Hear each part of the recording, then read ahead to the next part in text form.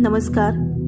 11 मार्च 2026 रोजी सकाळी सुमारे 8:58 गुरु ग्रह मिथुन राशीत पुनर्वसू नक्षत्रात मार्गी झाले. मागील काही महिन्यांपासून गुरु वक्री अवस्थेत असल्यामुळे लोकांच्या आयुष्यात निर्णयांमध्ये संभ्रम, कामामध्ये विलंब, शिक्षण आणि करिअरमध्ये अडथळे आणि आर्थिक योजनांमध्ये पॉज जाणवत होता. तर हा गुरु मार्गी होणं म्हणजे काय, याबद्दल थोडी माहिती घेऊया.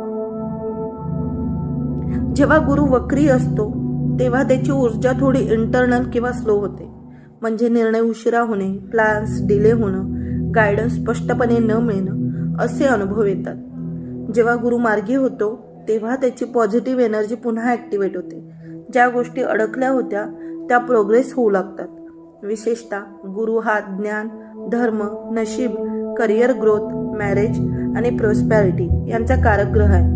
म्हणून गुरु मार्गी झाला की अनेक लोकांच्या जीवनात अडकलेली कामे पुढे सरकतात, करिअर अपॉर्च्युनिटी वाढतात, आर्थिक स्थितीत इम्प्रूव्हमेंट दिसू शकतो, योग्य गायडन्स आणि क्लॅरिटी मिळू लागते. पण लक्षात ठेवा, सगळ्यांना सारखे परिणाम मिळत नाहीत. ते प्रत्येकाच्या कुंडलीतील गुरुची स्थिती आणि चालू दशा यावर डिपेंड असते. म्हणूनच ज्योतिषशास्त्रात म्हणतात, गुरु मार्गी झाला की नशिबाची चाकं पुन्हा फिरू लागतात. धन्यवाद.